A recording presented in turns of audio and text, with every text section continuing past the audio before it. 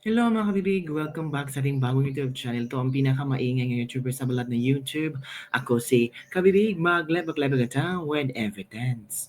Magkagalit nga ba si VP Sara at Senator Bato de la Rosa? Nagtatampo ba si VP Sara kay Senator Bato de la Rosa kasi instead na siya ang sasama sa Netherlands sa ICC sina si Senator Robin Padilla? Kailan kaya bibisita si Senator Bato de la Rosa kay Pangulong Duterte? Malapit na ang kayang kaarawan.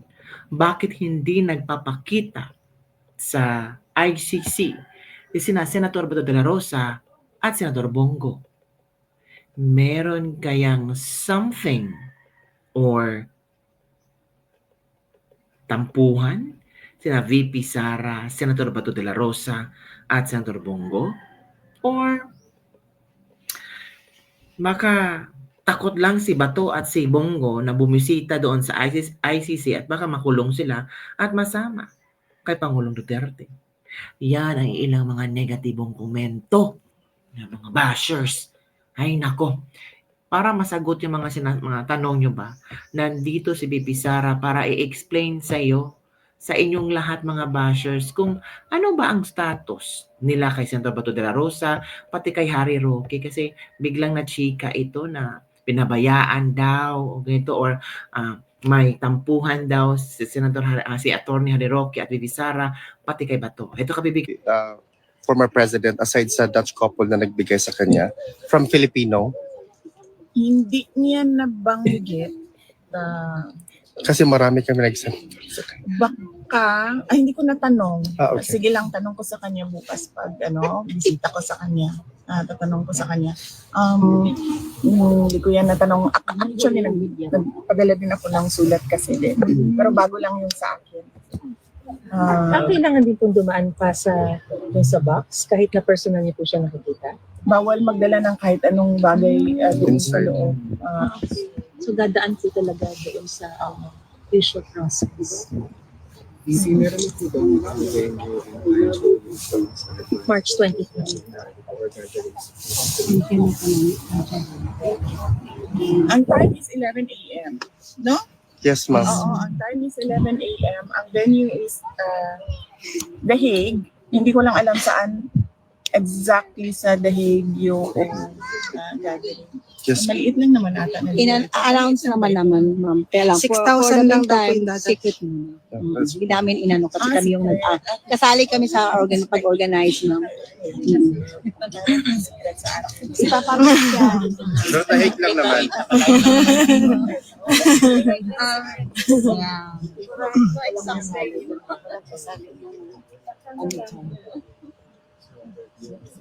Hindi na kumubutang ang Ang trust ng balita bayan. ko, darating si Hanilet and darating si Veronica. Hindi ko lang alam kung anong dates.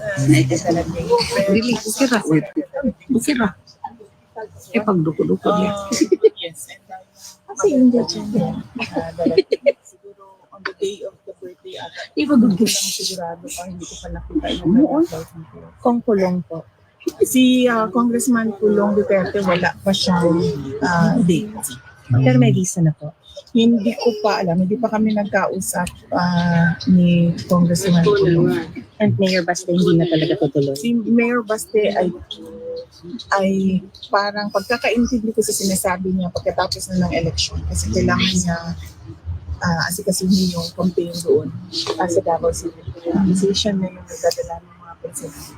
Nang pasensya na po, hindi na rin po namin yung reaction niyo po sa sinabi. Nag-live po kasi si Attorney Harry Roque. May sinasabi po siya na, and I quote, talaga naman ako'y taga-sunod ni VP Sara. Susunod ako sa sasabihin ni VP Sara. At yan po ay walang halong kaplastikan. Kita niyo nga, sumunod ako sa kanya sa unit team. Ano nangyari? Pwede po ba kayo mag-react sa sinasabi po niya? Hindi ko anong context.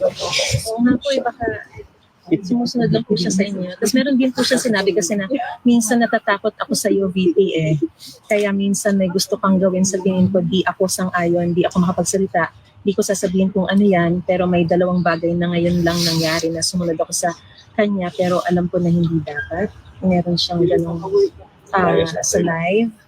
Or napapag-usapan niyo po ba ito na?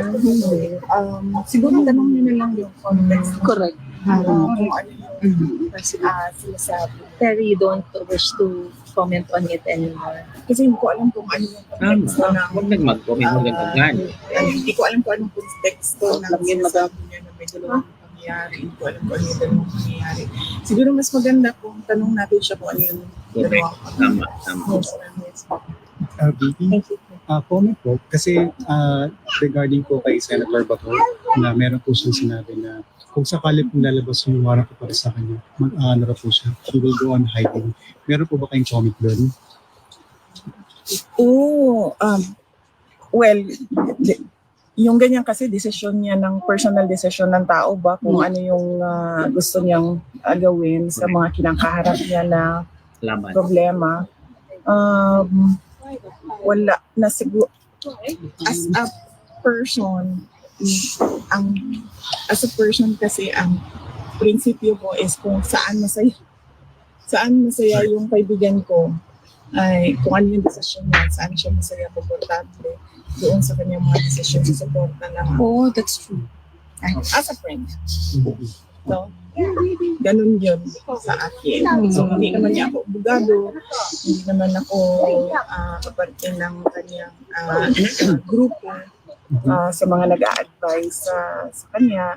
So, kung yun yung personal na decision niya as a kaibigan niya, that is it. Correct. We have to respect kung ano ang gusto ni Senator Bato de la Rosa. And in fairness, hindi sila magkaaway ni VP Sara. Yung nagchika na magkaaway daw si VP Sara at Senator Bato de la Rosa, hindi. So ito pala yung statement ni Senator Bato de la Rosa, mga kabibig. Tungkol dyan. Ito, hindi yan. Ito. Sabi ni Senator Bato de la Rosa, Bato nagmatigas, hindi magpapahuli sa ICC. Hypothetical, hindi ako magpahuli, hindi ako sasama, hindi ako magpahuli, hindi ako lalabas sa aking comfort zone. My comfort zone sa Philippines. Bakit ako pupunta sa ibang bansa? Dito ako sa Pilipinas. Dito ako pinanganak. Dito ako mamamatay sa bansa kung sinilangan. Ito yung komento ni Senator Bato de la Rosa hinggil sa kung merong papasok na warrant from ICC. Nasama ba siya, mga kabibig?